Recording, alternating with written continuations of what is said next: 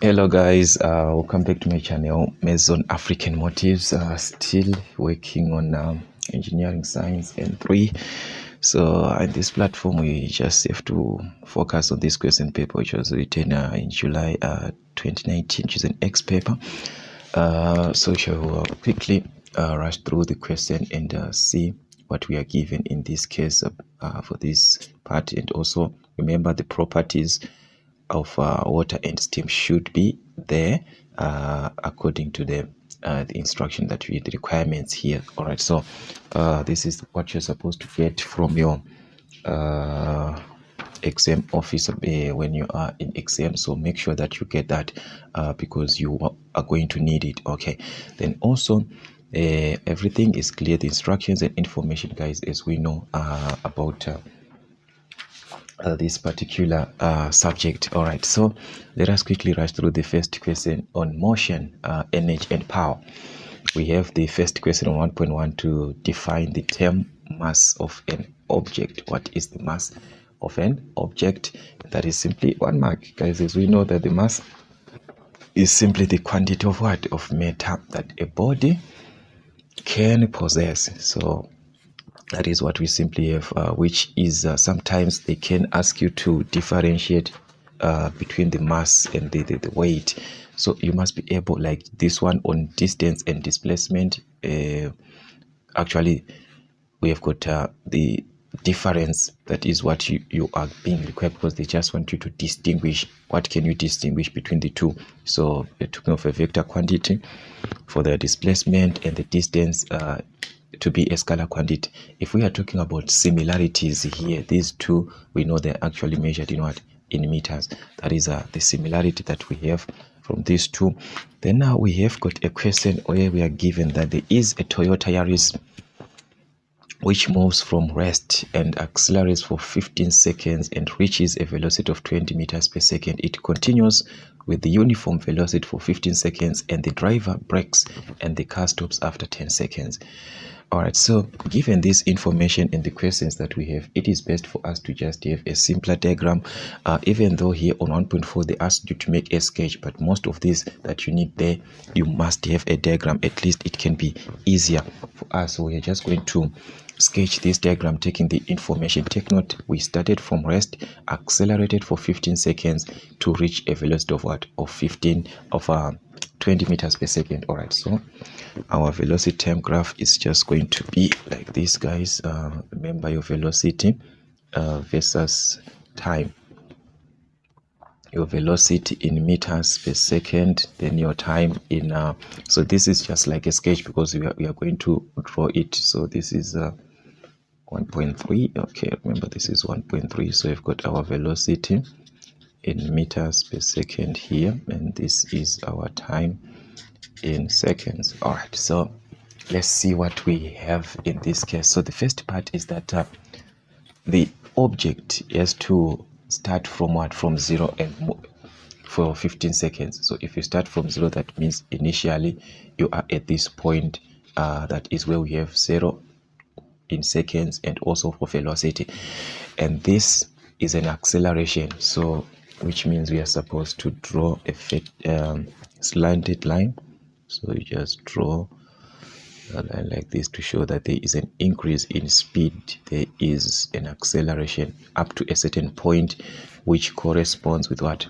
With a time of 15 seconds. Here this will be your time. All right, but we are given that it is going to reach a speed or a velocity of what? Of 20 meters per second. So this velocity, which is going to correspond here, is now 20 meters per second. So this is where you have 20. Remember we said it's in meters per second. It continues with the uniform velocity for 15 seconds and the driver brakes and the car stops after. Okay, let's start with this part where we are given it continues with the uniform velocity for 15 seconds. So which means we are going to maintain, this is our velocity now at 20. So uniform means we are going to maintain this. It's a constant velocity. So you are going to draw a horizontal line just to represent a constant velocity. okay, to a particular time, which is 15 seconds. So if we did this in 15 seconds, already we are at 15. So if we add 15 plus 15, this will be 30 here. All right, so which means we are now at 30 seconds. Then what happened, and which is now another statement. The driver brakes, which means now we are talking about a decrease, because the moment you brake, the speed is going to decrease. All right, and the car stops after 10 seconds, which means when it stops, its velocity is now at 0. There is no movement, which means velocity will be at 0. So this one is going up to the ground. To decelerate or to retard is to reduce in speed, so it is going to be like that in 10 seconds. So in between here there's 10 seconds, so 30 plus 10, that is 40 seconds. So this is the part that you're going to use to answer our questions, even though this was being asked on question 1.3 for you to make a sketch. So already you have answered this question 1.3, but as for you in exam, you have drawn this sketch maybe to like what I've done so that we can answer these questions. So it doesn't mean that you're not going to draw 1.4. You're supposed to answer it separately from this. So you have to draw it again if you have drawn it on 1.3. All right. Anyways, the first question is to calculate the acceleration in the first 15 seconds. So the first 15 seconds, that is this part. So remember, acceleration, we can have a lot of formulas that we can use. We know that acceleration is equivalent to the change in velocity over the change in what? Over the change in time. So in this case, we can simply say the velocity changed from this point 0 up to 20. So we are going to have 20 minus, which is our change in velocity. So that's 20 minus 0 over the change in time. The time changed from 0 up to 15. So it's 15 minus 0. T2 minus T1. All right. So if we are to simplify, guys, from our calculator, this is going to give us 20 over 15, which is 4 over 3 meters per square second, or you can write it as a decimal, 1,333 meters per square second, of which this can be written, some can write this meters per square second like this. Still one and the same thing, guys. All right. Or maybe you didn't want to use the diagram. What were you going to do? All right, you're going to say, during these 15 seconds that we have from this time, this was our initial velocity and this was our final velocity during this period. All right, so which means you've got an initial velocity which is at 0, final at 20. So you have 0 meters per second, then final velocity v, which is at 20 meters per second. What else do you have? You have got the time. During this time frame, our time is 15 seconds. So that is what we have in this case. So you can use your formulas. Remember, v is equal to u plus at.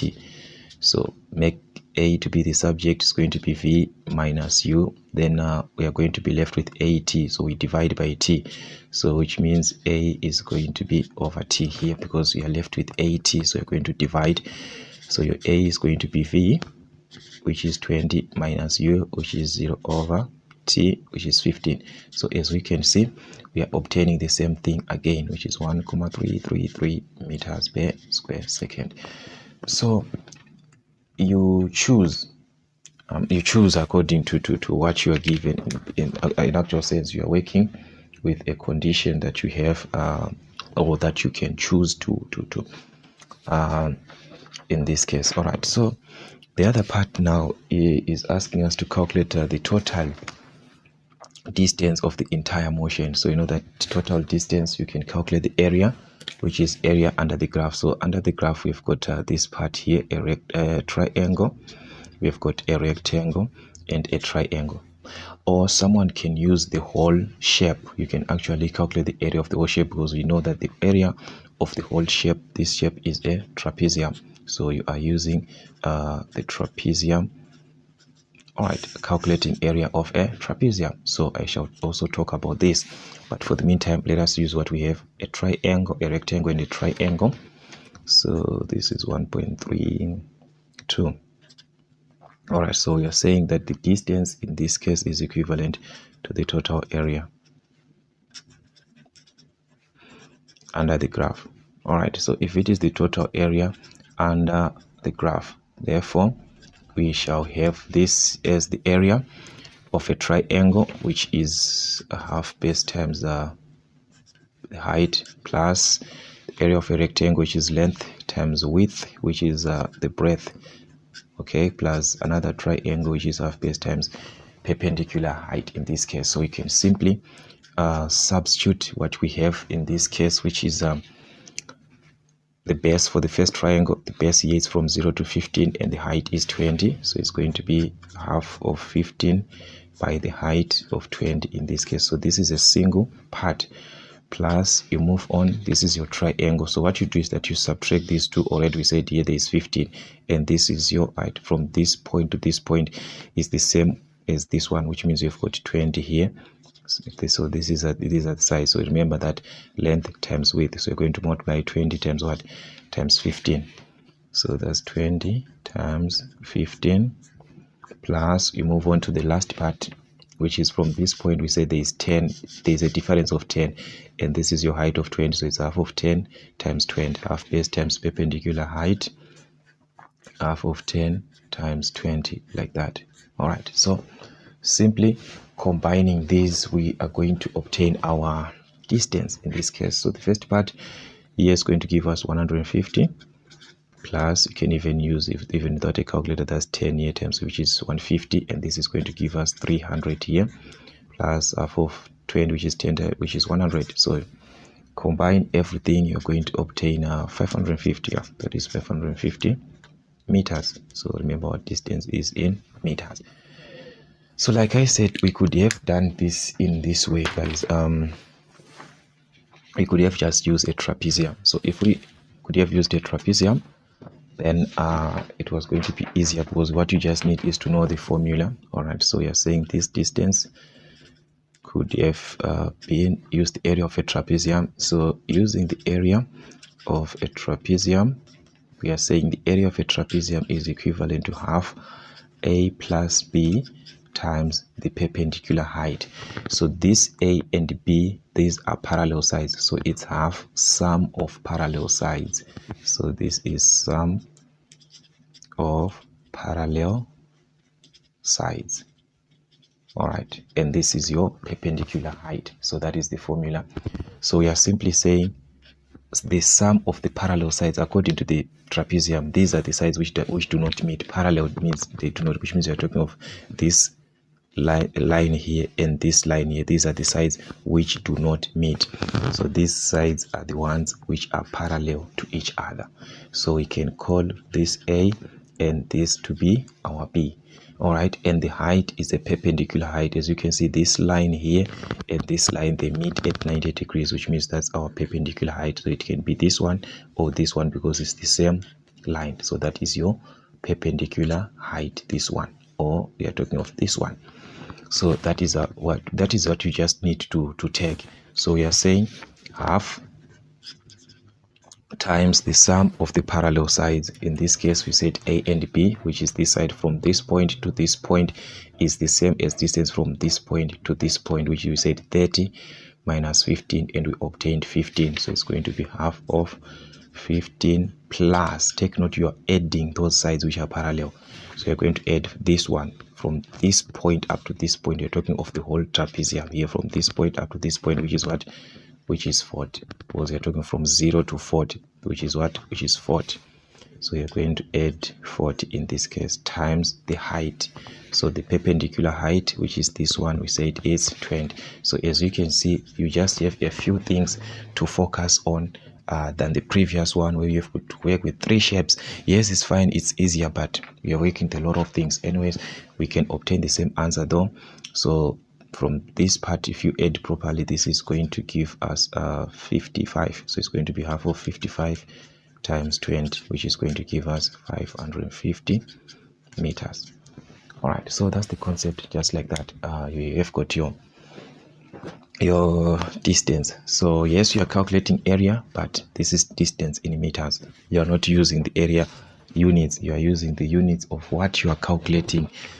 Even though you are using the concept of area, but you are calculating what? Distance. So you must take note about that.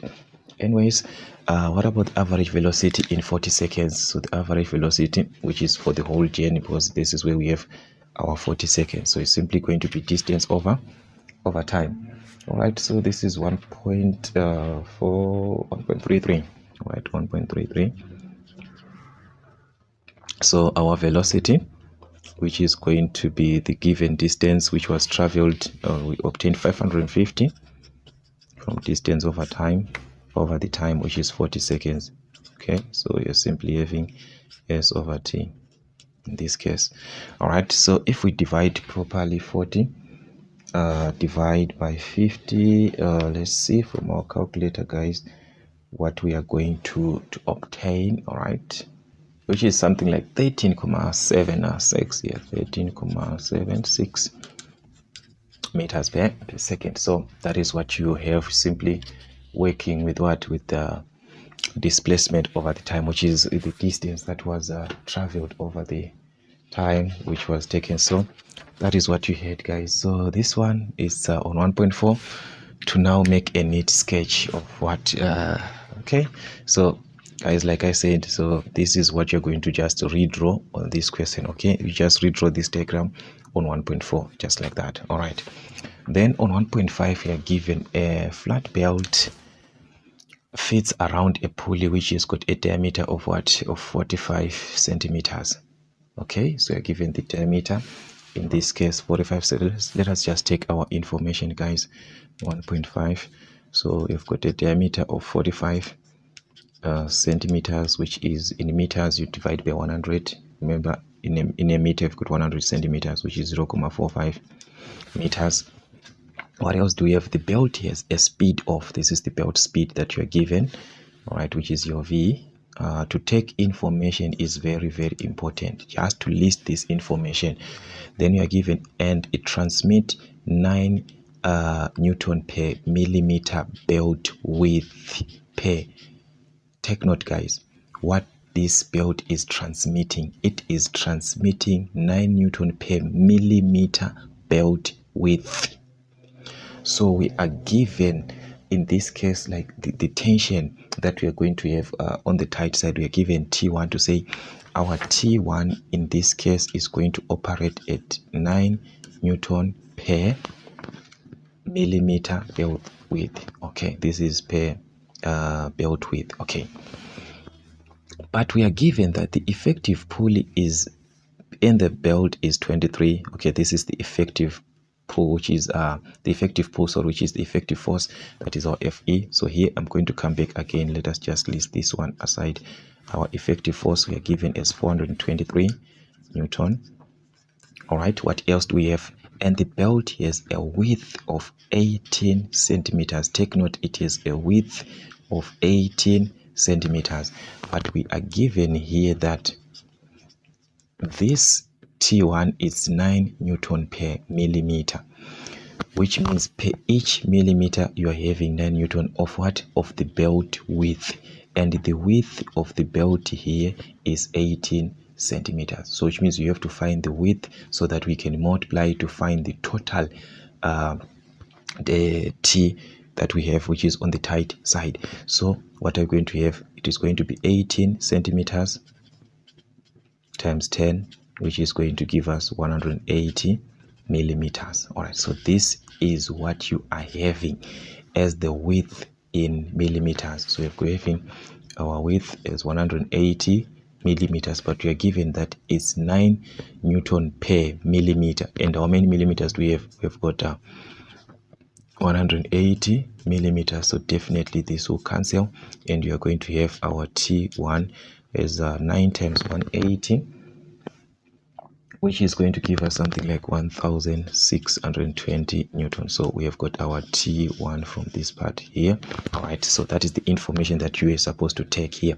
Now let's move on to first part. Calculate on 1.51 the power transmitted by the belt in kilowatts. So take note, in kilowatts. So where can we have our power, guys? This is let's just write it down. So remember, we have got in this case the effective tension, which is the effective force, and we also have the velocity, so which means we can have our power there, because we know that power is effective force times what? Times the velocity in meters per second. And we have got this already. They calculated this for us, which is 423 times the velocity of 17.6. So this is going to give us power. So 423 times 17.6 is going to give us 7444,8. This is measured in what? In watts. But we are given an instruction to leave this answer in kilowatts, in this case in kilowatts. So you have to divide. Remember, kilo means 1,000, so you do the opposite, you divide by 1,000. So if you divide by 1,000, your answer is going to be 7,44448. So this 8 is going to change this into 5 now into kilowatts, because you need 3 decimal places on your final answer. So it's going to be 7,445 in kilowatts. All right, then the tight side of the force, which is our T1. Okay, already our T1, we calculated this, guys.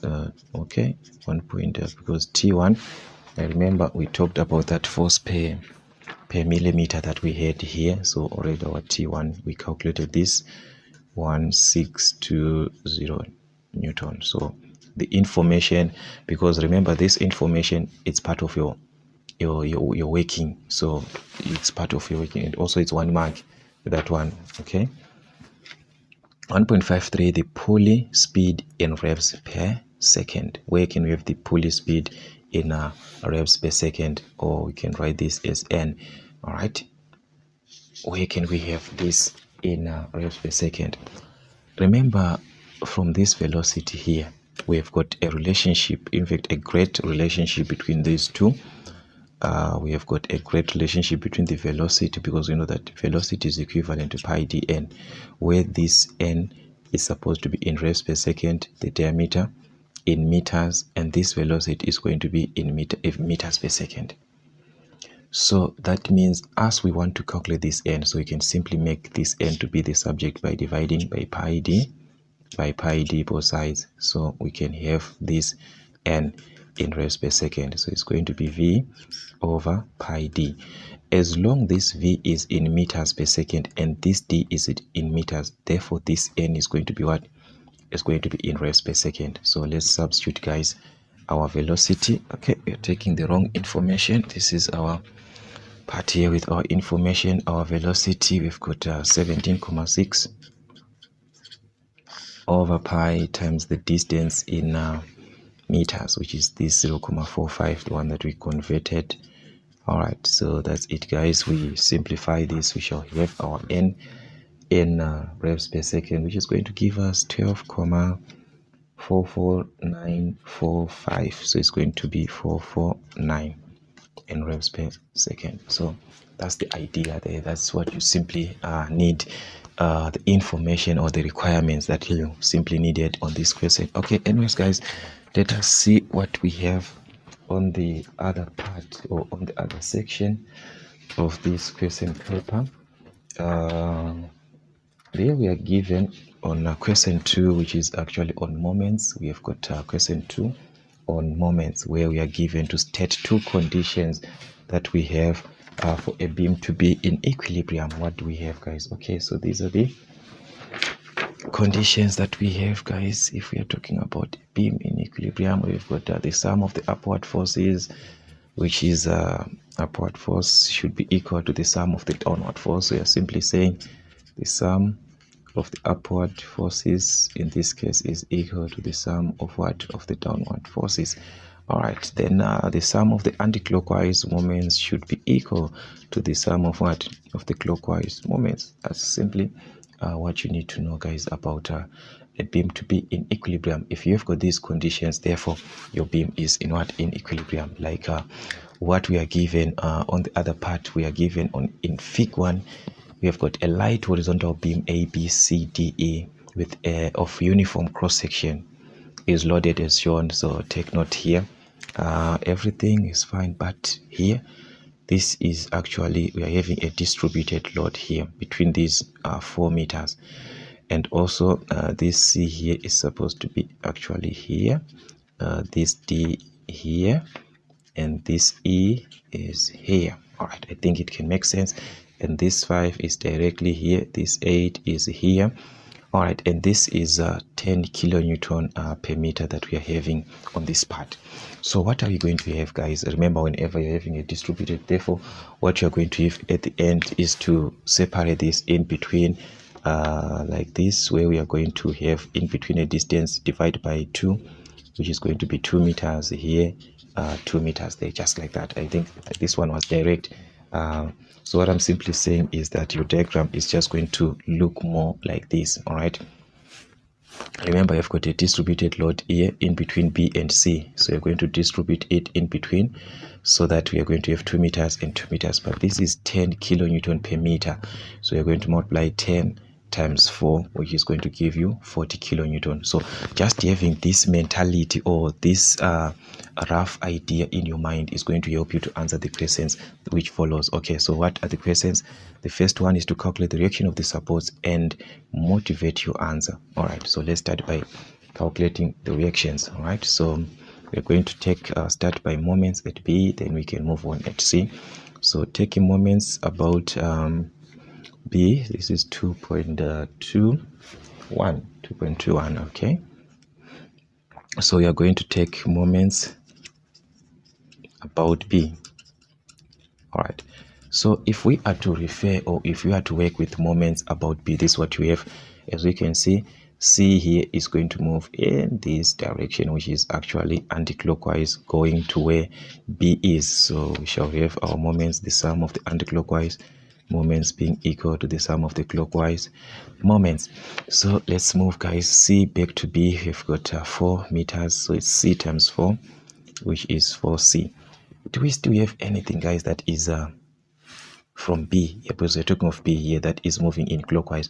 All these forces, I mean, that is moving in anti-clockwise, all these, they are moving in clockwise, as we can see. But if we are to cross-check on this side, we have got at 5 kilonewton, which is moving to be in this way, which is part of the anti-clockwise. Is still a continuation of the anti-clockwise, guys. Remember, the clock is supposed to move this way, but this one is moving this way. So you still have 5 times 1 back to what?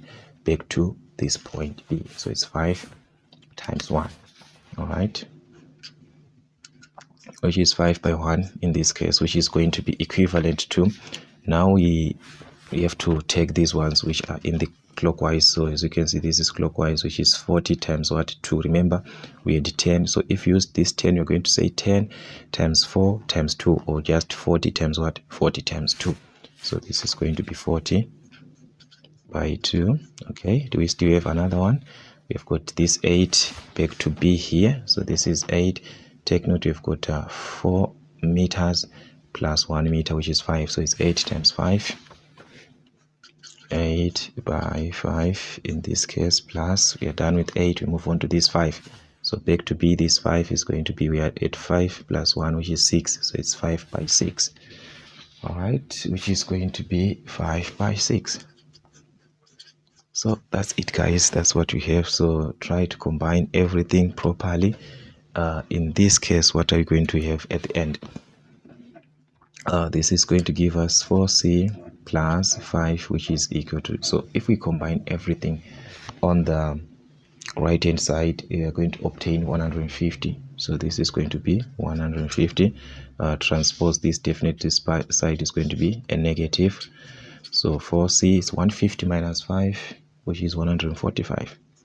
Yeah, that's it, 145. So you can divide by 4 to find the value of C, which is our C is going to be 36.25, yeah, which is in kilonewtons, because these values are in kilonewton.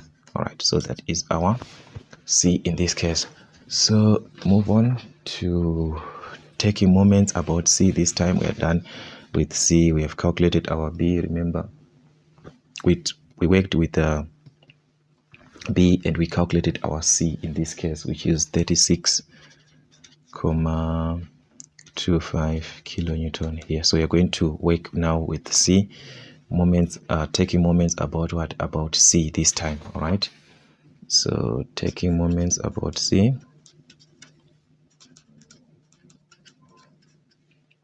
About C. Okay, what are we going to have, guys? All right, so from C, as we can see, B now going back to C is now moving in a clockwise direction, because this is what the direction. So we shall have the clockwise moments being equal to the anti-clockwise moments in this case. So B moving back to C in this case is going to be this way, guys. B here going to C, so it's B times 4. There's a distance of 4 here, so it's 4B. All right, for B, do we still have anything, guys, according to C that is moving in clockwise? Check note, guys, these ones, they are moving in clockwise, these two, if we are to cross check properly in this case. Okay, let me find a way that I can make this thing not to do what it is doing here. All right, so this is what you're going to have from C here. This is moving this way, which is clockwise, also clockwise. So we have to add these two, 8 by 1.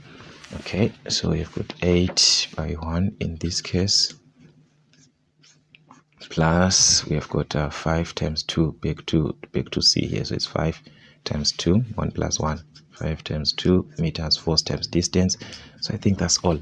In the anti-clockwise now, because this is our C, as you can see, these ones, they are moving in anti-clockwise. This back to C, and also this one back to C, it's anti-clockwise. So it's 40 times 2. There's a distance here of 2 meters between these 40, so it's 40 times 2 back to C on this distributed load. So it's 40 by 2, and 5 back to C, which is 5 times 5. There's a distance of 5 there, so it's 5 times 5. So that's what you're going to have in this case. So combining this properly, guys, we're going to have 4B plus, if you add, this is going to be 8 plus 10, which is 18, is equal to, you combine these two, which is 80 plus 25. Yeah, 80 plus 25, which is 105. So you can transpose 4B, then we can subtract this 105 minus 18, which is 87. Yeah, divide by 4. So what are you going to have, guys, if you divide by 4? This is going to give us something like 21,75.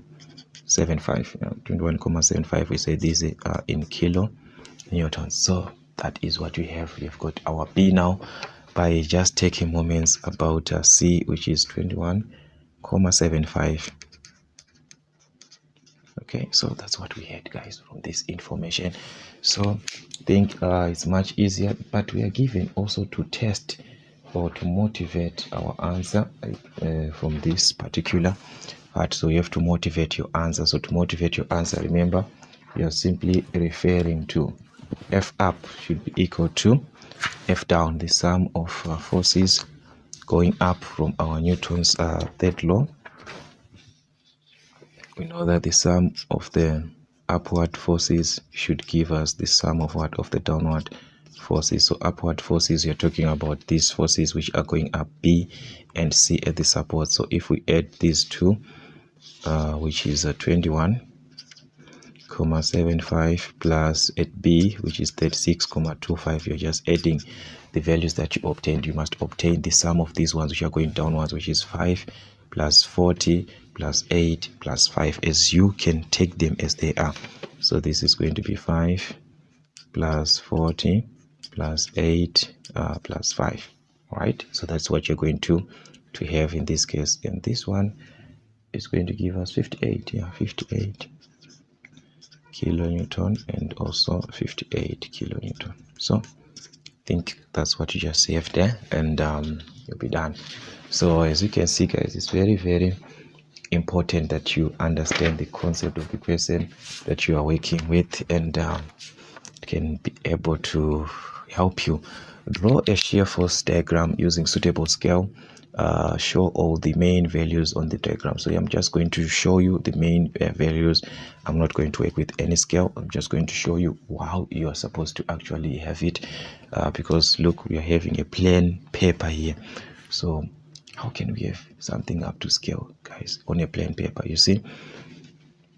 But we don't know how these guys they ask these questions.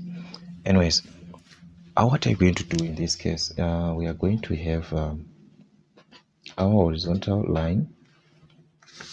Okay, let me just save this. I think that we are used to these questions, guys. We are much used, because we have tried by all means to work on many questions for science M3. So I think by now, guys, we are able to even write and answer any type of a question that you'll be given. As long as for science M3, you'll be able to answer any question, like any question. That is my belief now.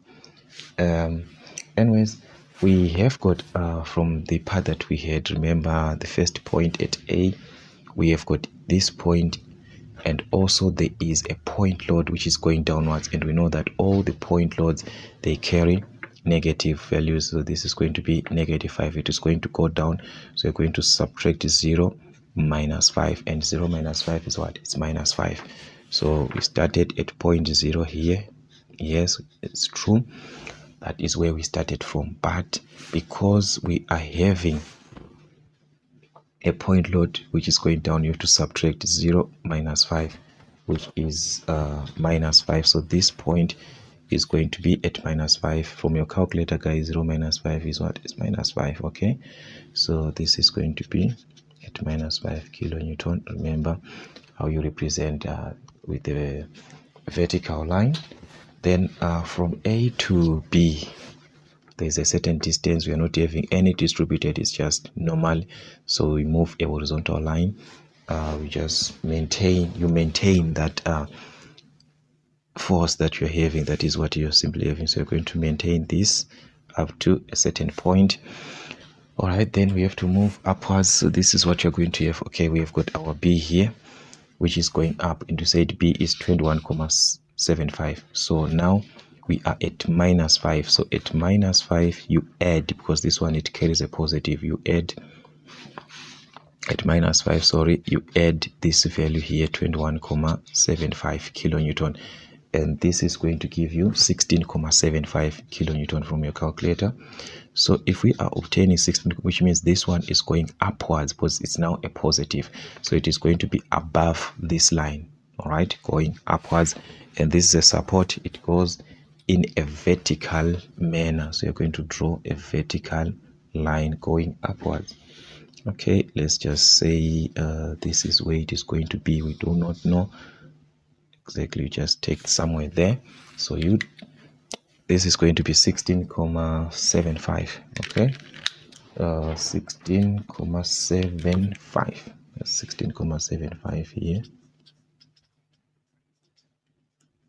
Okay, that is at this point here. Okay, then what happened from this point? This is where we have our distributed load, guys, from B to C. Remember, that is where we've got our distributed load here from B to C, which is for these 4 meters, and we calculated it in 10 times 4, which gave us 40. So we are simply going to subtract. Remember, everything that goes down is at negative, so we have to subtract all these. So we have to subtract 40 from where we are now. We are at 16,75. So we subtract 40 from this part. 16,75 minus 40. It is going to give us a negative value, which is -23. Yeah, -23,25, which is in kilos. So which means you are now at -2, take note, guys, where we are negative, which means it's below this line.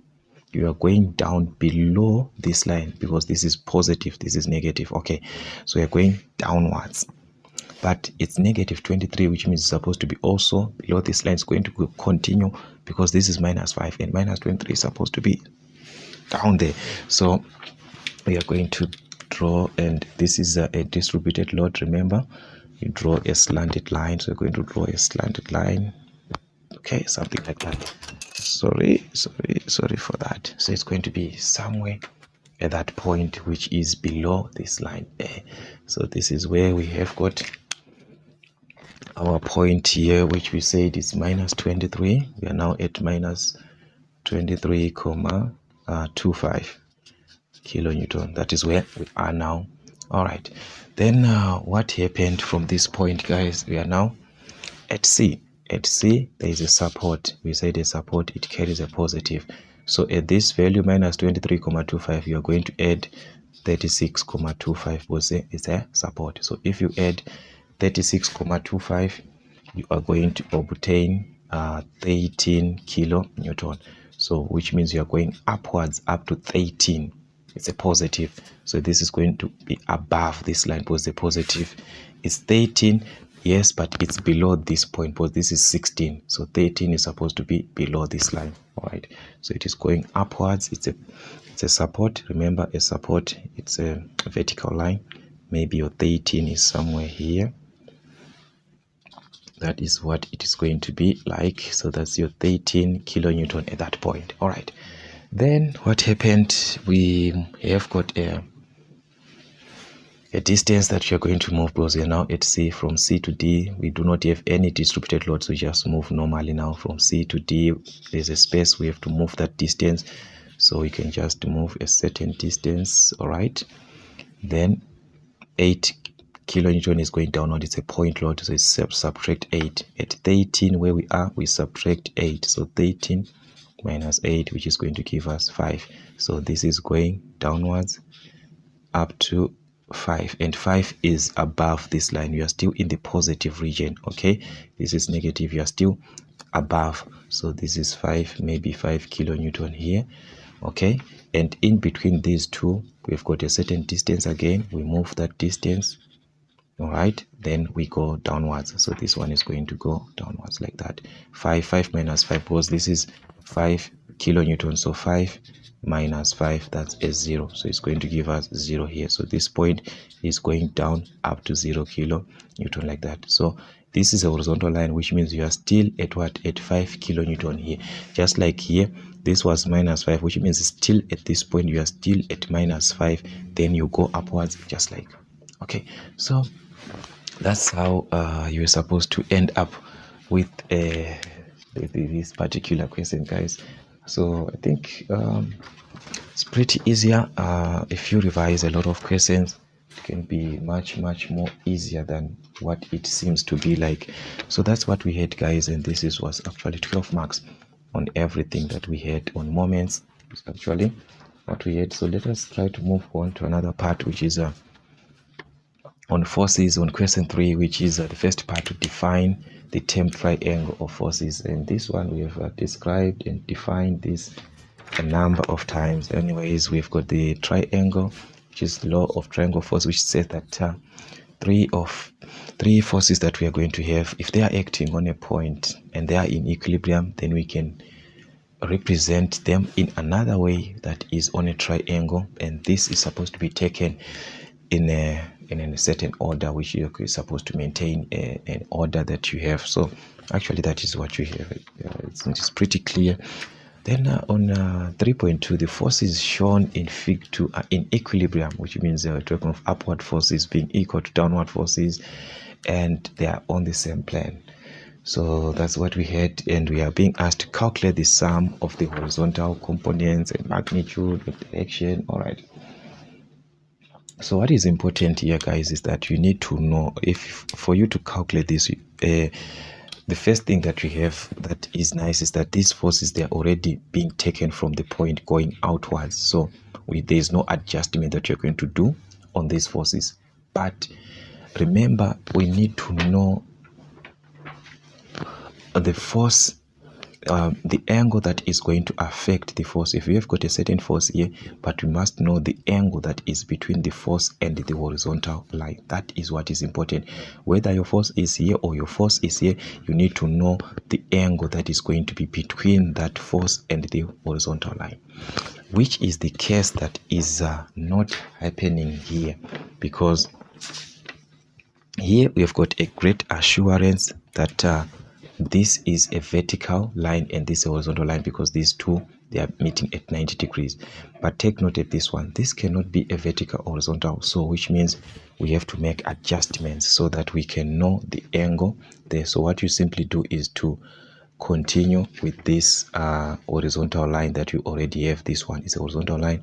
So if we continue with this line here, we are now applying our mathematical skills, guys, to do this. Okay, so applying our mathematical skills, we are going to see that this angle was 130 from this point to this point. This is your 130, this one.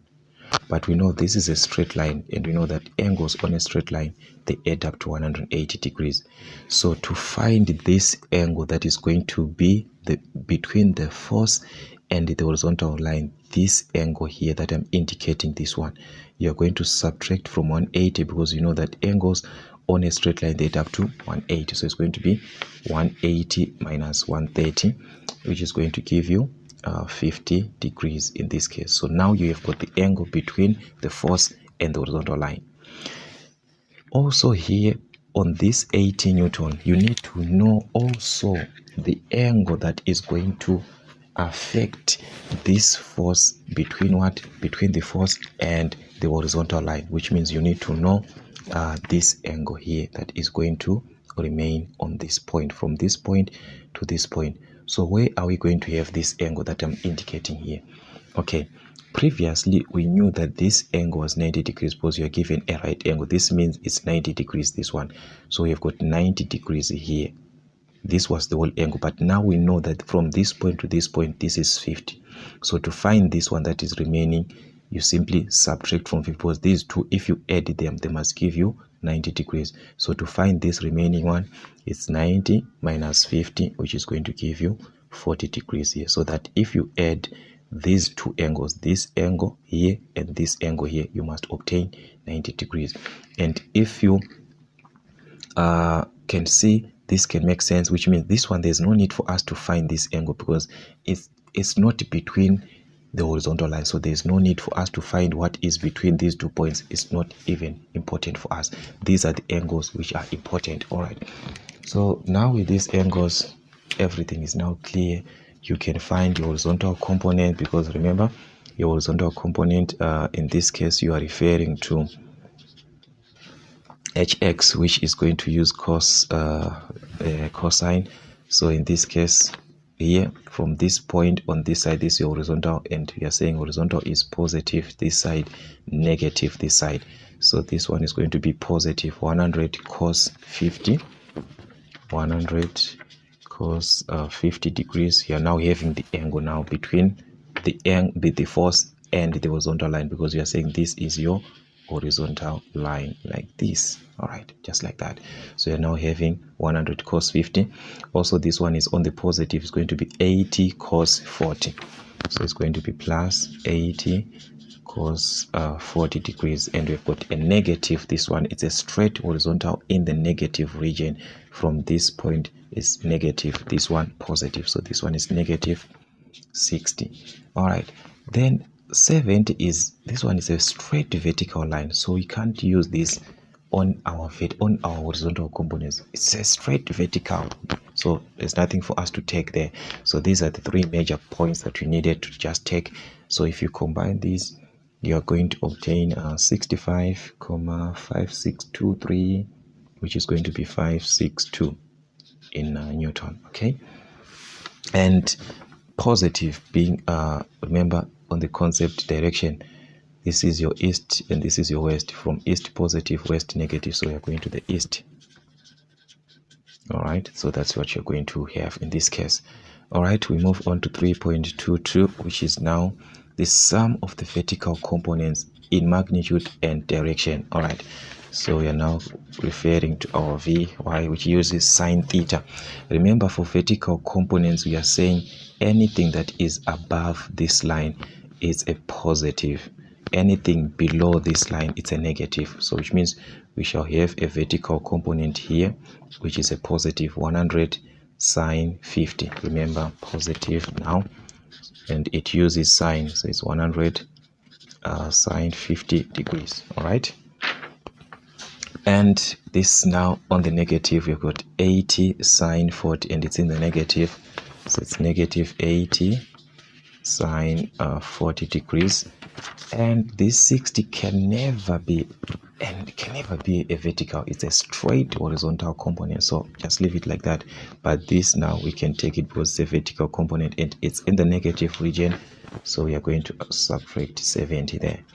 So that's it, guys. Combine everything. This will give you a negative 44,8185. So it's going to be 81 okay, because it was 8156 and so forth Newton, and that's what you have. And being vertical means you only have north and south, so positive is north, negative it's south, so this is going to the south.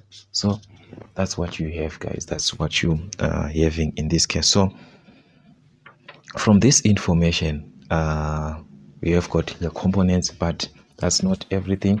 The question further instructs us to have the magnitude and direction of the equilibrium. Whenever, guys, you have the direction, it's best for you to indicate the resultant that you're going to have in a diagram form, okay, so that you can understand your direction. This is what is going to happen. Remember, these are the components that we obtain, the horizontal and the vertical component. Okay, our horizontal, it's a positive, which is to the east, vertical to the south. Okay, let's just indicate this in a diagram so that we can have our final answer, because it is going to help us on the direction. On the magnitude, it does not affect us, because we simply need whether it's a positive or it's a negative. Once you square that value, it's going to be positive. But on the direction, it is going to affect us. That is why I say you must know this condition. Okay, so this is your horizontal going to the east, so we are talking of the first quadrant going to the east here, so it is in the first quadrant. Okay, and our vertical going to the south, which means our vertical is going this direction to the south. So this is going to be here, guys, like this. Your diagram is going to be like this. Your horizontal being positive because your hx is positive, your vertical is negative, so this is your quadrant. Okay, so from this quadrant, this is going to be theta, which is the direction. This is what is most important. So this direction, if we were to cross check, it's from, okay, let's name our point. This is north, south, west. So this angle here, theta, it's from the east going to the south, so it's east theta degrees going to the south. That is the angle. If you have to calculate this one here in between this point, maybe you call this angle alpha, maybe you calculated it, you know this one, it was going to be south alpha degrees. Now you are going to the east, which is south alpha degrees to the east. You can write your answer like this, or you can have your answer like this if you calculate this theta.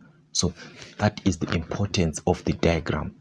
Calculating the resultant, it does not matter, because you just know this is your horizontal component, your vertical component, your resultant. Simply use your Pythagoras theorem. So that one is not a matter of fact, but for the direction now. Okay, so that's it, guys. So let's start with the resultant first, because the resultant does not even need us to have a diagram, because you simply know hx squared plus vy squared, okay, which is the square root of our horizontal component. This one, just substitute your values, 65,562 squared plus the vertical component, which is negative. So you can even not write this negative. Okay, this negative does not even matter, but when you write it, make sure that you open a bracket there. So if we do this, our R is going to be 79,41736 and so forth, which is 79,417 if you round off properly, and this was in what, in Newton. Now, all right, now let's have our part now on this theta, because you know that theta is equivalent to arctan. We are going to work with arctan, the vertical component over the horizontal component. So this is your vertical, horizontal. Okay, so as we know, this region is actually for cos, so definitely tan is going to be a negative.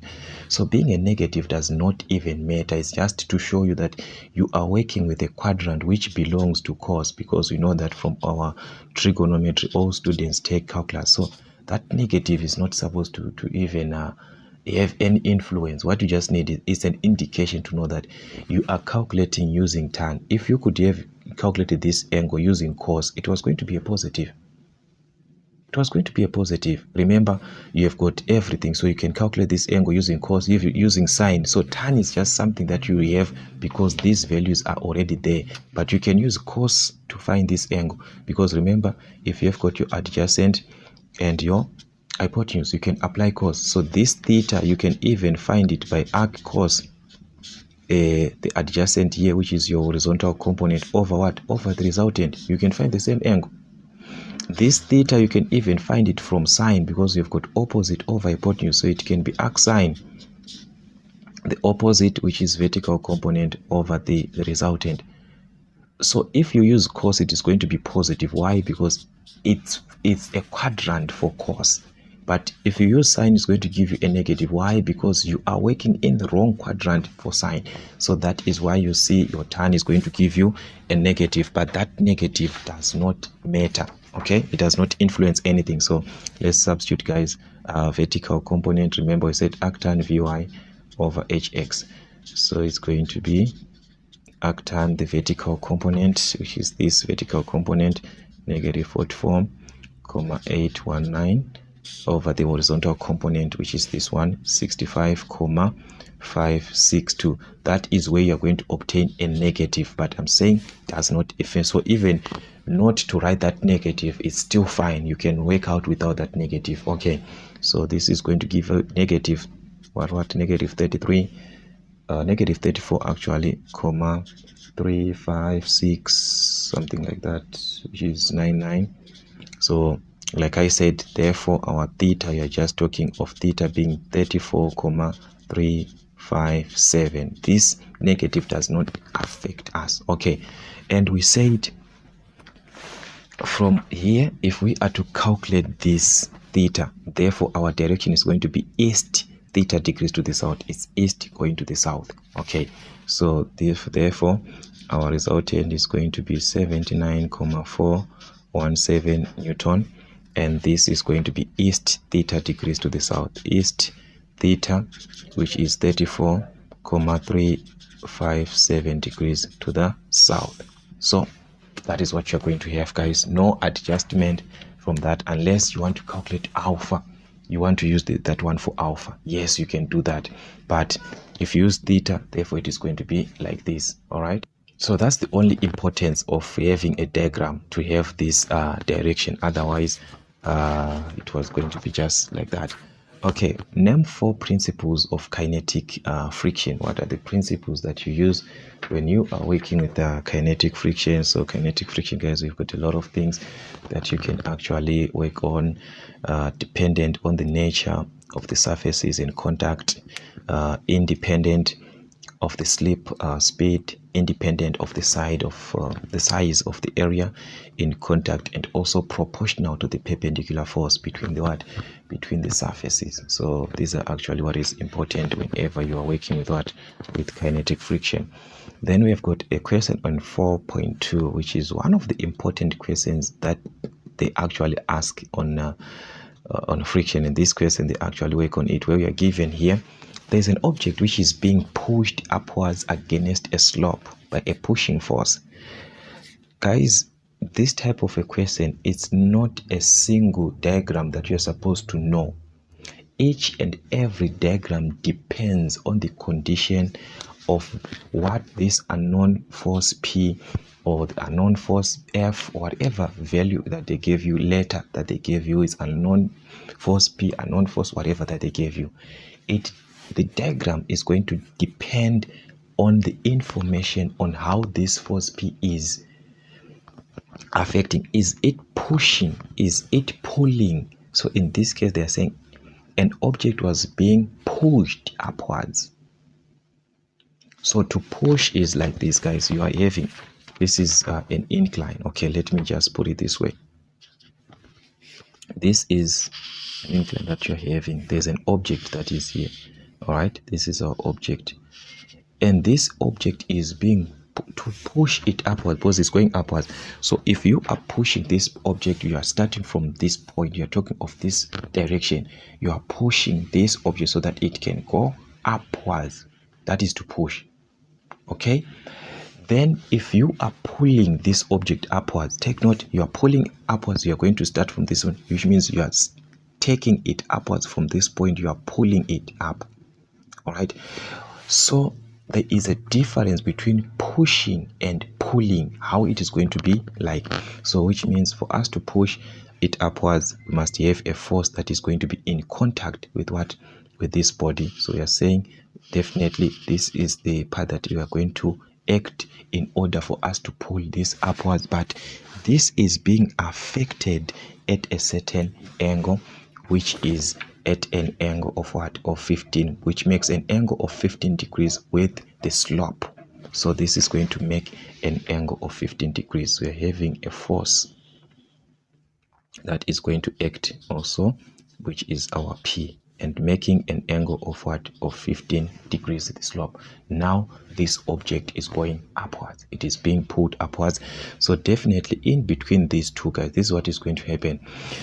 We are going to have, in this case, between this P, which is our force P, the pushing force, it is going to give us here, because remember guys, this is supposed to be a right angle triangle, and this force here is going to go down, because remember your vector concept, this is your resultant, and this goes down and this goes that direction. If it was a condition where you are pulling, like this force is here, this was going to be like this. You're going to have it like this, guys. Remember, this is your pulling force. When it is pulling, then it's like this. It is pulling, then just like that. Okay, so make sure how these forces, they join each other, how these join each other, okay, from your vector concept. So that's what you have here. Okay, so which means this one is going to go downward this time according to this diagram.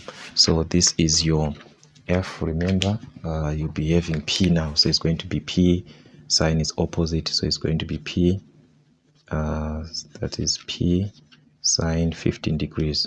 All right, and this is going to be P cos 15 degrees, like that. Okay, so as we are pushing this up, which means that is what you're going to have. We shall have the resultant here, which is going to be affected, because as we are pulling up, definitely we are going to have the force, or the frictional force, which is going to affect, which is going to oppose anything that you do. Then that is what you're going to have here. The object is being opposed by this frictional force, which means the force that it was supposed to give us here is going to be affected by the frictional force, and also it is going to be affected by this P cos 30, because P cos 30 is the one that is going this direction. So this is the one that you're going to use, and I think that's for this part. Let's move on. The object weighs 500 Newton, and the slope forms an angle of 20 degrees with the horizontal. Okay, so this is now our object, the one that is being pushed upwards, and it makes an angle with this one of 20 degrees. We are given that it makes an angle of 20. So here, that is where we know here does not change. This one, guys, I think we are used to this part, but this one is the one that you're supposed to revise. This part you are used to this, because you simply know these are your forces. As you can see, guys, how they are supposed to be connected, just like how you connected here, and this is going to be like this. Your angle of 20 degrees, remember your perpendicular component, which is your FC, which is this time we've got the weight, which is W cos theta, and your parallel component, which is FS, which is going to be W sine theta.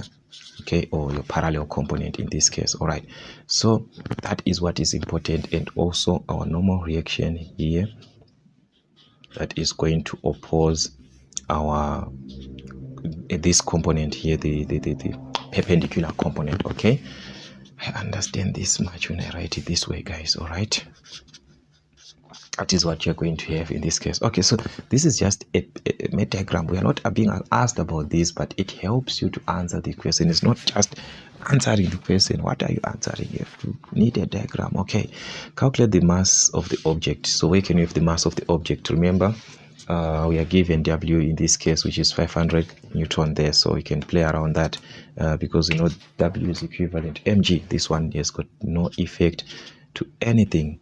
Okay, so if W is equivalent to mg, therefore divide by G, you can have our mass. So which is 500 Newton in this case over 9,8. All right, so if we divide properly, this is going to give us 51, something, 51,020 408 and so forth, which is 51,020 kgs. All right, that's our mass, or just 2 here if you because that 0 after the comma does not even affect us. Okay, then we move on 4.22. we are being asked to calculate now that smallest force P that is needed to push the object upwards, and we've got 6 marks. So remember, we've got this part, the coefficient of friction between the surfaces in contact, which is 0.2. all right, from the coefficient of friction, we know that this one, it actually plays a bigger role to calculate the value of the unknown force P, because what we have, we know that the frictional force over the normal reaction must give us the component, the coefficient of friction. Okay, this is 4.22. let me just write this here. The coefficient of friction is supposed to be from our frictional force over the normal reaction. All right, so we have to find our frictional force in terms of P, normal reaction in terms of P, because these are the only that can give us P from this part. All right, so let's work them aside. Let's start with our frictional force. Where can we have our frictional force? As we can see, a frictional force is a horizontal component. This one is in the horizontal component, so you can work with horizontal components that is working with forces to the left. So let's just work it this way: forces to the left, the sum of these should give you forces to the right, just like that. So which are the forces that are to the left? If you have to cross check, these are the forces that are going to the left, guys.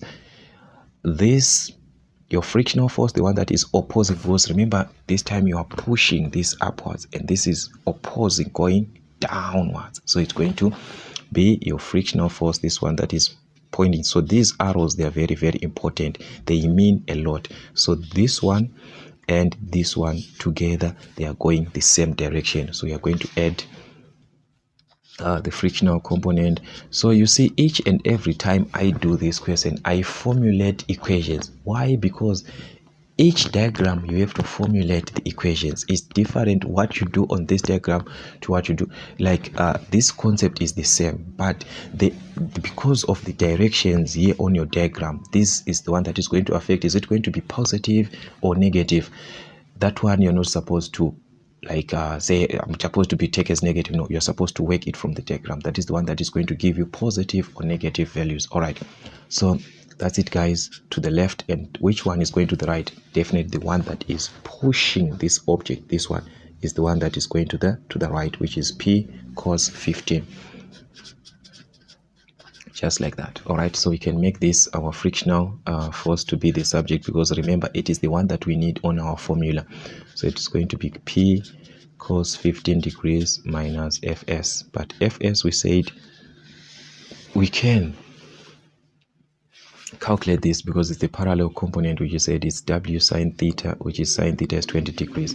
So your Fs is going to be W sine theta, which is guys, effect of not, it's just supposed to substitute here 500 times sine theta. Anyways, our sine theta in this case, our theta is what? Is 20 degrees. So it's going to be sine 20 degrees. All right, so that's what you're going to have, and this is going to give us 500 sine 20 degrees is going to give us something like 171,01000. So it's going to be 01. All right, so that is your Fs. So which means our frictional force is going to be P cos. Here, just simplify so that when you substitute, guys, you don't repeat some things that you could have done before.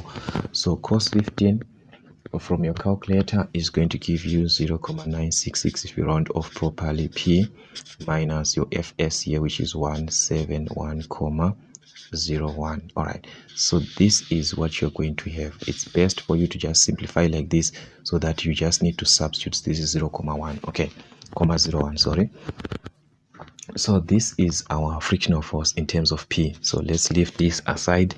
Then we move on to our normal reaction. It's, remember, the one that you need to calculate. So the normal reaction, as we can see, it's part of upward forces which are going up. This is going up, so we shall take this from upward and downward forces. The sum of the upward forces must give us the sum of what? The downward forces in this case. And what is going up, if you are to cross check on this diagram, it is only the normal reaction that is going up. So that is according to this diagram. This is the only part that is going up, your normal reaction. These two, they are going down, P sine 30 and this W. Take note on this diagram is going to be different from what you had from the other diagrams there. So this will be P sine 30 plus these two, because these they are going down, so you add them together. So we are going to have P sine 15 degrees plus FC. So these two, they will add this time, which is different from another diagram that we did because they were to subtract. So let's just simplify. We said our FC, guys, is equivalent to W cos 30. So it's 500 cos theta, sorry. So it's going to be 500 cos 20 degrees. All right, that's 500 cos 20, of which 500 cos 20 is going to give us something like 469. Sorry, guys. Going to have 469,846. 846 in Newton, like that. So that's what you're going to have, and so that means our normal reaction is going to be P sine 15. You have to calculate this. Sine 15 from our calculator is going to give us a decimal of 0.259 P plus FC. Take note, guys, this is a plus, not a minus, so it's going to be plus 469,846. So this is your normal reaction now. So with these values, we take them back to our formula now. Back to our formula. Our formula is stating that where did I put this formula now? Okay, this is where we have it. We have got the frictional force over the normal reaction here. So just matter of substitution here. So let's substitute, guys. Our coefficient of friction is there. We said it's 0.2. Remember, the coefficient of friction is 0.2 from our information here, 0.2. So 0.2 is equivalent to the frictional force in terms of what? In terms of P, which is this one that we obtained. So as you can see, we are just substituting now. 0.966 P minus 171,01. Okay, that's our frictional force over the normal reaction. We substitute our normal reaction, which is this one, in terms of P, which is 0.259 P plus 469,846. So that is what you're going to have. So please make sure that you understand what I'm saying here, because the way that some of these questions are being worked, I don't even know how, guys, but this is what you're supposed to actually have. So on this part, as you can see, we are going to cross multiply, which means this 0.2 here is going to affect everything on this part here. So it's going to be 0.2 times this value, which is going to give you 0.0518 P. Then 0.2 times this value here, which is going to give you 93. That's going to be 49, which is going to be 93,9692. Okay, you're done. Then this one is going to multiply everything here on this numerator here. So it's 1 times this value, 0.966 P, 1 times this value, which is minus 171,01, just like that. Then you can collect like terms. This is an equation, guys. Take note at this stage how you're going to collect your like terms. This is a positive here, so you're going to leave it like that, 93,9692. You collect this, which is a negative, you transpose this to the left side, so it's going to be a positive, which is 171,01, like that, which is equal to, here we had this value in terms of P, which is 0.966 P. Then you transpose this to this side so that it can be a negative, which is negative 0.0518 P, just like that. So these are like terms and they are adding, because this was a negative, so you add. So if you add these two, you must obtain something like 264,997, which is going to be 9792, which is equivalent to, you subtract this one minus this one, which is going to give us 0.9146 to P. So in order for me to find P, definitely I have to divide by this. So this one I'm actually explaining stage by stage, because I know this type of equation most of us guys find it challenging, but this is what you're supposed to do there. So definitely your P is going to be, if you divide properly, you're going to obtain 289,848, something like that, 84817, which is going to be 848. That's our P in what? In Newton. So that's what you're going to have. So it's not about just working, guys. Say I saw this type of a calculation like that. It's supposed to be a working that is supposed to be correct working that you're supposed to follow, which is the one that we are talking about. So please make sure that the stages, you take them properly. Each and every stage is supposed to be taken properly there. All right, anyways, that's what we had, guys, in this question. And let's see another part, which is on 4.3, where we are given to give two applications of the angle of repulse. So the angle of repulse, where are we going to apply it in engineering, where we have got our friction? So there are so many things, guys, that you're going to have. So you just take any of the two from this part that you are given. All right, so that's what we had. And that means we have got a total of 13 marks from this part on question 4, which is 13 marks, guys. Total of 13 marks, which is a lot that you have there. Then on question number 5, you're asked to state two applications of steam. These are applications, not advantages. Applications is where do we use this? That is an application. Where are we going to use this? So generation of electricity, heat buildings, to cook canned food in factories, power source for locomotives, ships and hoists, for medical equipment to be sterilized, or the cans to be sterilized, bottles to be sterilized, we need steam. So this is where you use it, not advantages. Where you use steam, that is an application. All right, anyways, we are given on the other part on 5.2, there is a rectangular brass sheet. This is a brass sheet that you're given, which has the following dimensions at 10 degrees Celsius, which means initially, before anything happened, the initial temperature was 10 degrees Celsius. That is what you have. And as indicated on the diagram in fig 3, so this is what you have, the dimensions in millimeters. So this is in meters, 4,5. That's going to be 450 divided by 1000, which is 0,45 in meters. So this is going to be 0,45 in meters. That is actually your length, and this is your width here, divided by 1000, which is going to give you 0,35 in meters. So these are the dimensions that you have there. Then the coefficient of linear of expansion, which is 20, you're given alpha as our constant of linear of expansion, which is 20 times 10 to the exponent of minus 6 per degree Celsius. Then the temperature, the sheet temperature, is then raised to 120, which is a change in temperature. So you've got your T2, which is 120 degrees Celsius. So which means here we can just have our change in temperature by 120 minus 10, which is something like 120 minus 10, which is 110 degrees Celsius, because we shall work with this change in temperature. Even they can ask you to calculate that. Anyways, that's it, guys.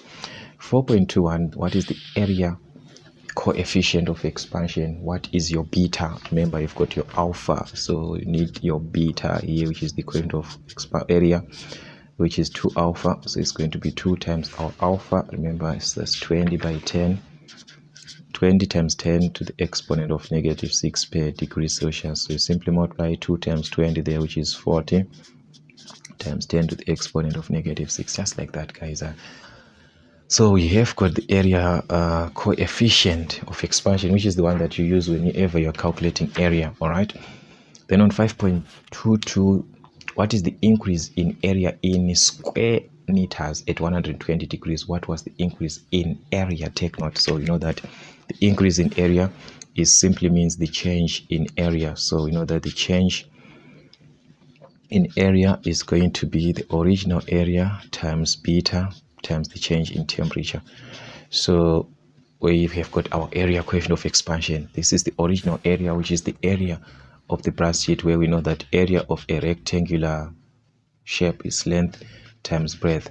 So it's gonna be 0.45 times 0.35 as your area. You find that value if you want, or you can just use direct as it is. Okay, here direct as it is. 0.45 times 0.35 times your beta. Remember, you calculated this beta, we said 40 times, so you just substitute this one, 40 times 10 to the exponent of -6 times your change in temperature, which is 110 degrees, or 120 minus 10 is still one and the same thing, or just 120 minus 10, or just 110. So that will be your change in area, which is going to give us something like 6.93, yes, times 10 to the exponent of -4 square meters. So that is your change in area. All right, then let's see another part, guys. Okay, let's see another part, which is the dimensions. Take note, these are, okay, the increase in area, we say the change in area. Then these ones are the dimensions, which at 120, which means we are saying it's not an increase in dimensions, but these are the actual, these are the dimensions which you are going to see at 120 degrees, which means you're talking of final dimensions, the final length, the final width. Remember, we've got two dimensions here. We have got length, you've got width. So we need the final length and the final width. So definitely the final length or the final width is going to be the original length plus the change in what? The change in length. If you are talking about the width, the final width, you're going to be talking of the original width plus the change in what? The change in width. Okay, so that's the concept. So let's just start with the length in this case, guys. As we can see, we are given a length of 0.45, so we are going to start with the change in length.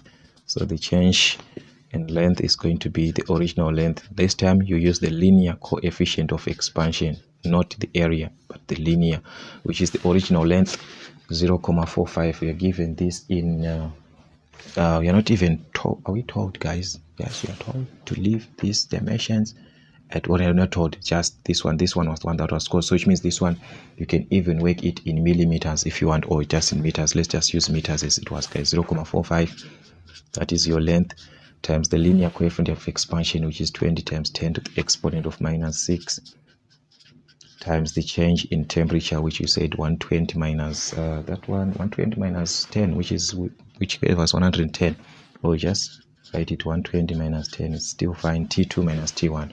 All right, so if we do this, we are going to obtain something like 9.9 times 10 to the exponent of -4. This is actually in square meters. All right, so this is in square meters, guys. This is length in meters. I'm still on area now. You see, this is meters. Okay, this is meters because you're talking about the change in length. All right, so now your final length is going to be the original length that you worked with, which is 0.45. That was the original length, plus the change in length, which is 9.9 times 10 to the exponent of -4. So that's what you're going to have in this case. So this is going to give us 0.450099, okay, in meters. So that is going to be your final length. So just like what we did, guys, you do the same for width, because these are two dimensions. We have got width also. So for the width, we shall also have the change in the width, which is the original width times the linear coefficient of expansion times the change in temperature. So the original width is 350 millimeters, which is 0.35 meters. So we've got 0.35 times the linear coefficient of expansion. This one does not change. 20 times 10 to the exponent of -6 times the change in temperature. 120 minus 10 is 110, guys. All right, so just use your calculator properly here. You're going to have 7 times 10 to the exponent of -4 in meters. So as this is our change in width, therefore our final width is going to be the original width in meters of 0.35 plus the change in width, which is the increase. In this case it's a negative, so it increased. It's a positive, so it's increased. So it's going to give us 0.35 0.077 in meters. So that will be our final width. So this W is for the width, or you can just use breadth, guys. You see, any breadth, width is just one and the same thing, guys. Okay, most of us use breadth, some width. Okay, on 5.3 we are given that to calculate the volume of water in liters required to cool 45 steel shafts. Technically we've got 45 steel shafts which are being cooled in water, which means there's a loss of heat here and the water is gaining. All right, so anyways, let's just list the information. It's best that we list our information. So we have got here steel shafts, and we've got the requirements of the water here. So for these steel shafts, remember we've got 45 of them. Okay, so we shall see what we are going to have, and we want to calculate the volume. So where can we have volume? Remember, there is a great relationship between volume and mass, because on a steel shaft the only thing that we can have is mass. Here we can use mass, then we relate that mass to what? To volume, because we know that in a kg we have got 1 liter, so we can calculate mass so that we can calculate volume. All right, so here we need volume, yes, but we are going to calculate mass. All right, the initial temperature of the shaft is 800 degrees Celsius, which is this temperature of the steel shaft is 800 degrees Celsius, which was the one that was being cooled in the water at 35 degrees Celsius. So the temperature of water at that moment was 35 degrees Celsius. So as you can see, guys, you want to cool something of 300 degrees Celsius by water at 35 degrees Celsius. So okay, the mass of each steel is 300 grams each steel, and there are 45 steel shafts. So you're going to have this mass. Remember, our mass is supposed to be in kgs, so you divide by 1000, which is going to give you 0.3 kgs, times how many shifts, how many steel shafts.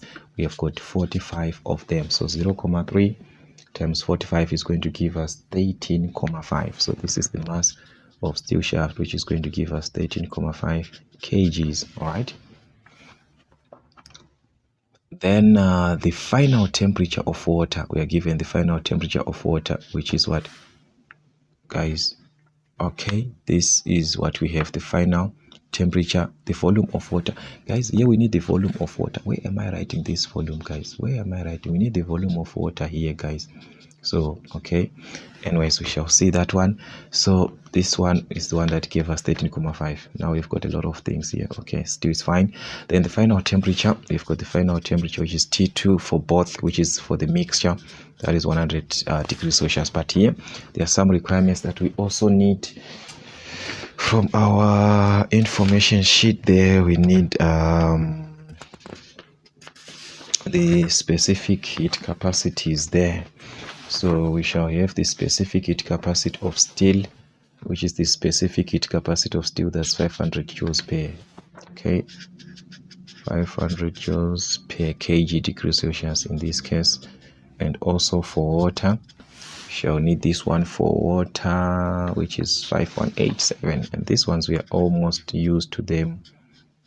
All right, so anyways, so like the question is asking us here is to calculate the volume of water in liters. So that is where I said you can calculate mass, then we convert mass to liters. So we need the mass of what here? We need the mass of water, which we are going to use to calculate volume. So remember, Q lost because this steel is losing its heat while water is gaining. So Q lost is going to be equivalent to Q gained. So the mass of steel times the specific, I know this formula, guys, now we are used to it, mass of steel, specific heat capacity of steel into the change in temperature, which is the temperature of steel minus the second temperature, this one, which is the final temperature. Temperature of steel minus final temperature. Here you've got mass of water, specific heat capacity of water, then it's going to be T2 minus T water. So remember, we want to calculate this mass of water so that we can have the volume. So we're going to divide by the specific heat capacity of water, T2 minus temperature of water, specific heat capacity of water into T2 minus T water, like this. So this is what we do not need here. So this is what we need. So the mass of water, which is going to give us the volume later on, we just need to substitute there, guys. Mass of steel, the specific heat capacity of steel, which is the mass of steel in this case, we said for this 45, it is going to give us 13.5 kgs times the specific heat capacity, which is 500, times temperature of steel minus T2. This is the temperature of steel, and this is your T2. So it's 800 minus 100. All right, then into, okay, everything over the specific heat capacity of water. You're now back to water here, 4187 times T2 minus the temperature of water. This is your temperature 2, 100 minus the temperature of water, which is 35 degrees Celsius, like that. All right, so finishing up this, we have got our mass here, which is going to give us something like 7,36143, something like that. Okay, so it's going to give us 17,361 in kgs. But we said for each kg that we have, it's equivalent to 1 liter. So therefore, we can have our volume just like 1:1. So it's going to be direct as this one, 17,361 liters. So this is 1:1 to say when this is 1 kg, this is 1 liter. That is what you are saying. So that's a simpler conversion, that is 1:1. So which means you just take the values as they are from this particular moment, particular information that you have. And other part now, which is actually, I think this part is just straightforward, where we have got hydraulics. They are given the information, the diameters, the diameter on the ram, which is 5.5 centimeters. So as you know, guys, supposed to be in meters. So let's just maybe list down this information so that it can be easier for us to understand. So let's say we've got our plunger, then we've got our ram here. All right, so we are given the diameter of the ram, which is 5.5. So 2 meters, you divide by 100, which is going to give us 0.055 in meters. Then force applied to the plunger, which is the force on the plunger, F, which is 0.4 kilonewton. Remember, kilo means 1,000, so you multiply by 1,000, 0.4 times 1,000, which is 400 newton. All right, the diameter on the plunger is 1.2 centimeters, which means you're talking of the plunger here, given a diameter of 1.2 centimeters, convert to meters, divide by 100, which is going to give us 0.012 in meters. Then we are given the plunger stroke, which is the height on the plunger here, which is 0.2 meters. Okay, so that's what you have. Then we need the force that is to be exerted on the ram. That is the force here on the ram. Here's the one that we need. So remember, guys, there's a relationship that we have on the forces, and this one must be used to this relationship, guys.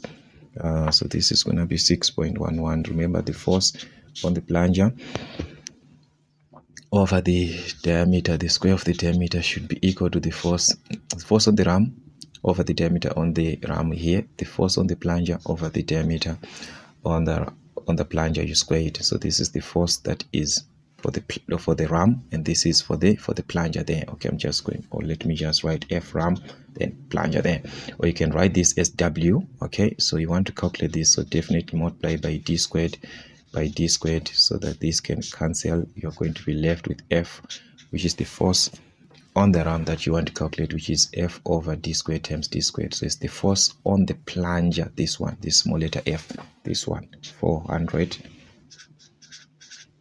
over d squared on the plunger. Again, this is the diameter on the plunger, which is 0.012 squared, times the diameter that we had on the ram, which is this one, 0.055 squared. All right, so working this, guys, we can have the F, which is on the ram, which is going to give us 8,402,777, like that.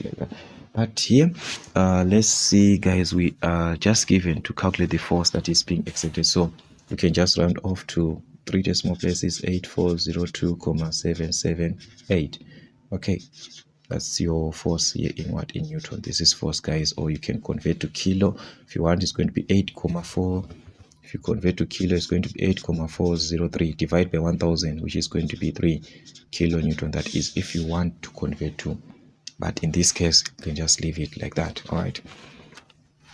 So that's what we had in this question. Let's see another part where we are given to calculate the distance here in millimeters. The instruction is giving you in millimeters that the ram piston will move after 20 pumping strokes. We are talking about the distance of the ram, but you're given 20 pumping strokes, and these pumping strokes, they affect what? They affect the plunger, is the one with the plunger stroke. So you multiply by a number of pumping strokes. So remember the relationship, guys, about the volume, that the volume on the plunger is actually equal to the volume on the ram. Okay, so if these two have got same volumes, the volume on the ram being equal to the volume on the plunger post, that's what you're going to have at the end. But here we have the diameters, so you can use this relationship of diameters from this volume. I'm not going to construct these formulas where they were taken from. Just going to use what you are supposed to have, d squared by h. This should give us d squared by h, but here you multiply by the number of pumping strokes on the plunger, because it's a plunger, there's a plunger stroke, so it is affected by the number of pumping strokes. And as we want to calculate this one for the ram, which is h, so divide by d squared. Both sides, you are going to have your h, which is the distance that was moved by the ram. So d squared is for the plunger. Okay, where is that information that I wrote here? For the plunger, your d squared is, I'm going to use meters, then we convert our final answer. That's going to be easier. So this is 0.012 squared times the h, the height, which is 0.2. Okay, times n, which is the number of pumping strokes we're given after 20 pumping strokes. All right, over d squared, which is on the ram now, 0.055 squared. So this is for the ram. So we have the distance which was being moved. So your h is going to be in meters. You're going to obtain something like 0.190413, something like that. So this is in meters. So to convert to millimeters, you have to multiply by 1000. Remember how you convert back to millimeters, you divide. So this time you multiply by 1000, which is going to give us 190,413 millimeters. So that's what you're going to have, because remember the instruction is saying calculate the distance in millimeters. It's not about just having the distance, but have it in what? In millimeters. That is the instruction that you're given.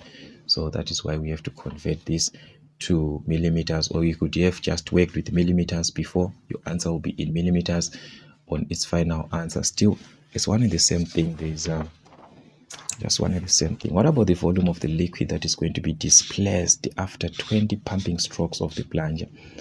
Where are we going to have this volume? This is the volume definitely that we are going to have on the plunger. So remember, volume is simply area times the given height times the number of so this is the V plunger here, which is going to be the area times the height, which is the stroke length, times the number of stroke length times the number of strokes that we are going to have. All right. So where are we going to have the area? This is having a diameter. So whenever there's a diameter, which means it's a circular cross section that you're talking about, and every cross sectional area, which is a cross sectional, which is a circular cross section, is going to be given by pi d squared over 4. That is what you're going to have by h by n, which is the number of pumping strokes. So you're going to have pi times d, which is the diameter of the plunger. Sorry, you're working with the plunger in this case. And this is the one that we just wrote here, guys, the diameter of the plunger here. That's 0.012 squared over 4 times the height, which is the stroke length of 0.2 times the number of pumping strokes. Remember, we're given 20 pumping strokes that we have to work with. So that's what you're going to have, guys. You simply have to apply this formula, then you can work out everything, which is going to give us 4,5238, something like that. times 10 to the exponent of -4 in cubic meter. So if you round off to 3 decimal places, it's going to be 4,524. Okay, times 10 to the exponent of -4 in cubic meter. So this is what you're going to have on the plunger in this case as your volume. So that is how actually they can ask these typical questions like that. All right, so let's see another question, which is to name 3 elementary experiments dealing with pressure. Where do we apply pressure in liquids? And just 3 marks for that. So remember, we can apply pressure in a lot of experimental conditions in engineering. So these are the ones that you can actually apply, or the ones that we can just use. All right, so let's see another question, guys, on 6.3, which is to state whether the following statement is true or false. The symbol for SI, the symbol for the SI unit of pressure is Newton per square meter. This is true because this is a Pascal. So remember, a Pascal is Newton per square meter. 1 Newton per square meter, that's a Pascal. So it's true.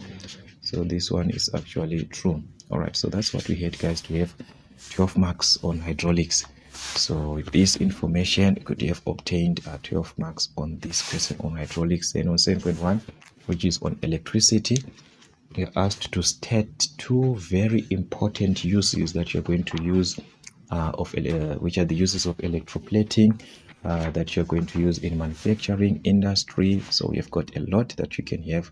So from this that we have, just take a few that you can have. Low cost metals with a thin layer of precious material, that is that part of coating that you are having a metal that is of low value, then you just put a small thin layer of a precious metal. That one, it's electroplating. So that's why you see that's why you see most of the cases working with rings, working with necklaces and so forth. So these are some of the things that you can use where you're just putting a small amount of precious material, but the rest of the metal is just a low cost metal. Okay, chromes, tips, hubs, caps, and lettering in cars protect metals against rust. And rust is just corrosion. Here you're simply talking of corrosion and the blemish and wear. Plates, the contact points of electric conductors with metals, then build up worn components by plating metals onto them. So guys, these ones we just name any of your choice that you have. All right, on 7.2, there's a circuit which consists of a 6-volt battery, 2 parallel resistors of 6 or 4 ohms and 6 ohms, and a resistor of 0.6 in series. Ignore the internal resistance, which means in this case we are not working with any internal resistance. So that's going to be good for us because our circuit is going to be easier. We're just going to have our supply voltage here, no internal resistance, but remember there is a series resistor, this one, with these 2 resistors in parallel. So this is our series resistor with a combination of 2 resistors in parallel, like that. All right, so you have a combination of 2 resistors in parallel, which is 4 and 6. So this is your 4 ohms, your 6 ohms here, and your 0.6 in series. So that's just a sketch, guys, which is going to help us to find the exact thing. So we want to calculate RT, which is the total resistance. So you can see we've got a series resistor and this combination in parallel. So our RT is going to be the series resistor plus the parallel component, which we know that in a parallel component you can just use product over sum. If there are 2 resistors, you can just use product over sum. So that means our RT is going to be RS, this resistor 0.6, plus the parallel part, which is product of the 2 over the sum. So it's 4 by 6 over 4 plus 6. All right, so this is going to give us 0.6 plus 2.4. Okay, if we add these 2, we are going to obtain 3 ohms in this case as our total resistance. All right, so you're just having 3 ohms in this case, which is the total resistance of the circuit. So let's see the other part, which is now to calculate the total current that is going to affect the circuit. If it is the total current, remember you just need the voltage over the total resistance in this case. All right, so this is 7.22. The total current, simply need the total voltage over the total resistance, and our voltage 6 volts in this case. And remember our total resistance was 3 ohms, so we just divide by 3, then this is going to give us 2 amps. All right, and let's see another question, guys, where we are given to calculate the current in the 4 ohm resistor. So the 4 ohm resistor is a parallel component here. So what we need is to have the voltage that is going to affect in the parallel, because remember voltage is the same for the parallel component, so that we can have our current. So where are we going to have this voltage? Remember, we can have this 7.23, sorry. So we said we can have our VP, which is the total current times the total resistance for the parallel circuit. This one, the parallel circuit, where we use the product over sum. Remember, from our product over sum, we calculated this, the product of 2 over the sum, it gave us 2,4. So it's going to be current. Remember, our total current, we calculated is 2 times 2,4, which is going to give us 4,8 volts. But this is not our answer, because we need the current. We need the current in this case that is going to flow. So the current in this resistor is just going to be the voltage 4,8 over that resistor where you are calculating, because you are calculating in the 4 ohm resistor here, in the 4 ohm resistor. So you have to divide by 4. So it's going to give us 1,2 amps. So this is current in amps. All right, so that's what we had, guys.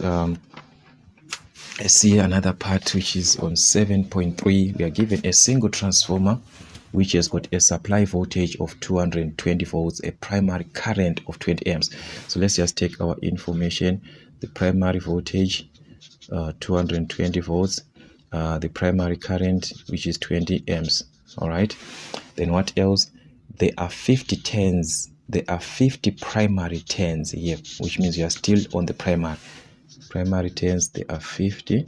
All right, and 280 secondary turns, which means on the secondary side we have got 280 turns. All right, now the question is to calculate the secondary voltage. So what you just need is the relationship between these, guys. We know that VP over VS is equal to NP over NS, which is equal to IS over IP in all.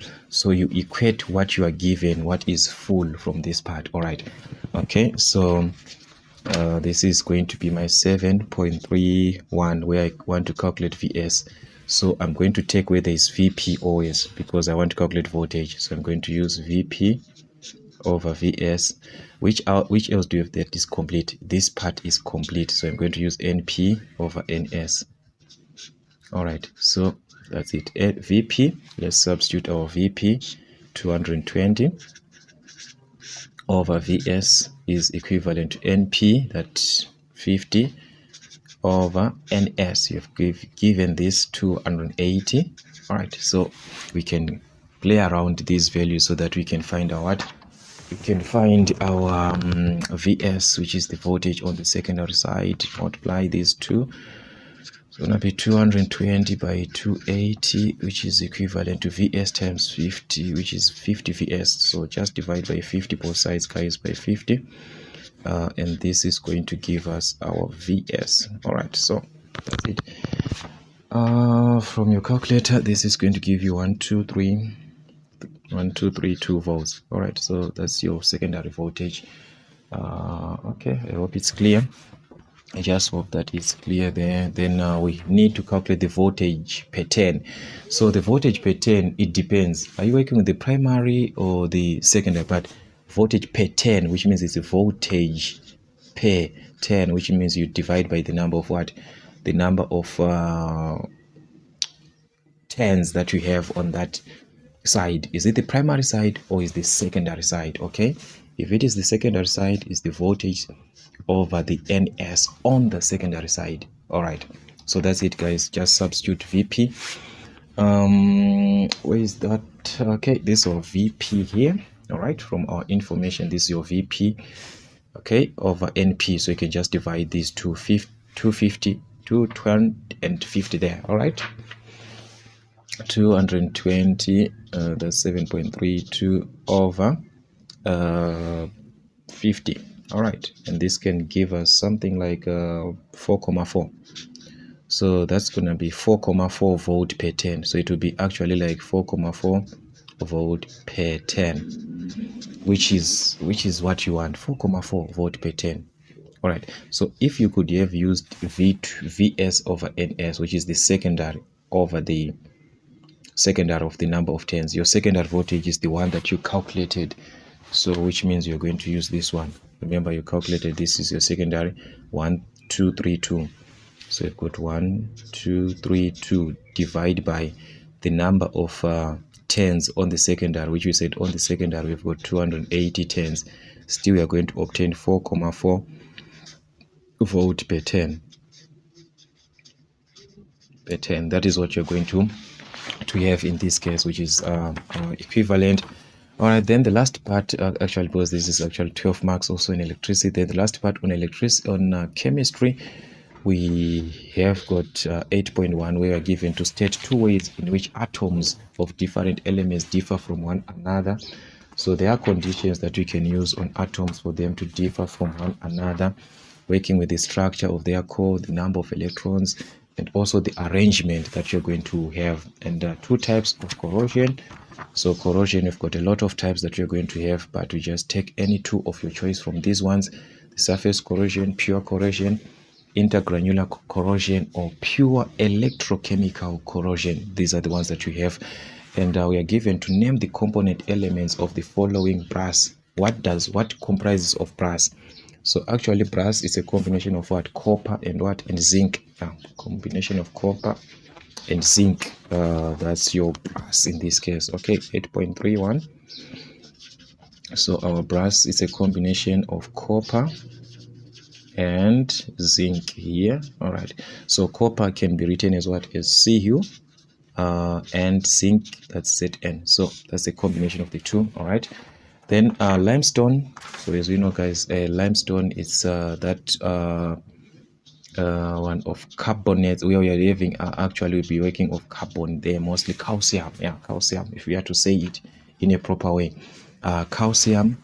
So you can have our calcium here, yeah, our carbon, and also oxygen. Yeah, let's just put oxygen here.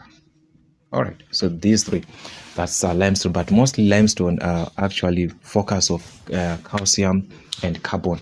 That is what we have. So guys, as you can see, that's what we had on this question. Just so like I told you guys, on chemistry, they just need to know the basics. Like they just want you to know this basic, like to say definitions and just to apply them. You're not like giving an application of them, no. Okay, so that's what you have, guys, which is going to give us a total of 100 marks in this question. So I don't know, guys, what you say about this particular question paper or questions that we had from this question paper. Maybe, I don't know, the arrangement and the allocation of marks also. Let's discuss so that we can see how these questions they are being given and how you are supposed to answer them. But that's what you had, guys, for Science M3. So not forget to share also our platforms to our friends and colleagues so that they also can have a benefit from this information. So just share to your platforms, your social media platforms also, and it can help us a lot. So that's what you have, guys, from African Motives. Till we meet again.